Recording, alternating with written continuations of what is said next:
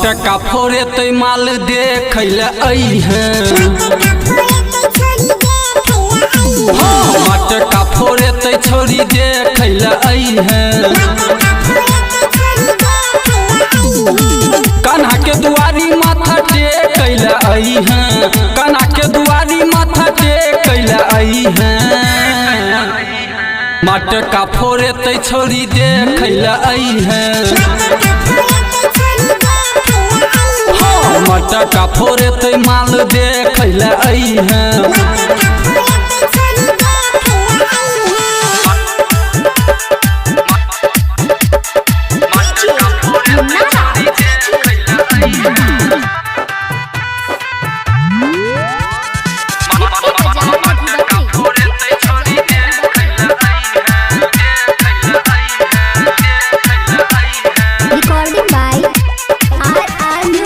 अइहे तू के छोरी सोलहो सिंगार गए कान्हा दुआरी में भेट जतो यार गए सपना तोहर छौरी है तो नहीं बेकार गए अभी जे किशन कन्हैया दरबार गए अइहे तू के छोरी सोलहो सिंगार गए कान्हा दुआरी में भेट जतो यार गए सपना तोहर छौरी है तो नहीं बेकार गए अभी जे किशन कन्हैया दरबार गए आगू में जगह छे कैला अइहे मटका फोड़े ते छोरी देखैले अइहे कान्हा दुआरी माथा टेकैले अइहे कान्हा दुआरी माथा टेकैले अइहे मटका फोड़े ते छोरी देखैले अइहे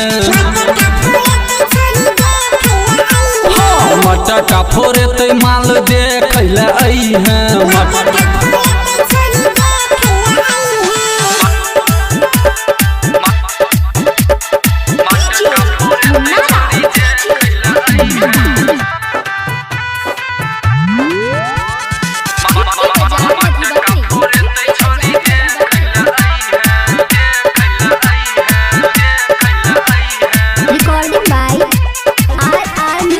छलिया छे छल नहीं करतो गे छौरी बबलू राजा लग एबे तू दौरी कहे छो राइटर रमेश राजबरिया प्रेम पुजारी छे हमर सावरिया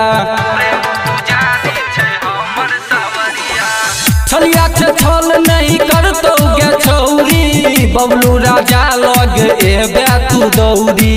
कहे छो राइटर रमेश राजबरिया प्रेम पुजारी छे हमर सावरिया प्रेम के जाल छोरी फेंकैले अइहे मटका फोड़े ते छोरी देखैले अइहे कान्हा दुआरी माथा टेकैले अइहे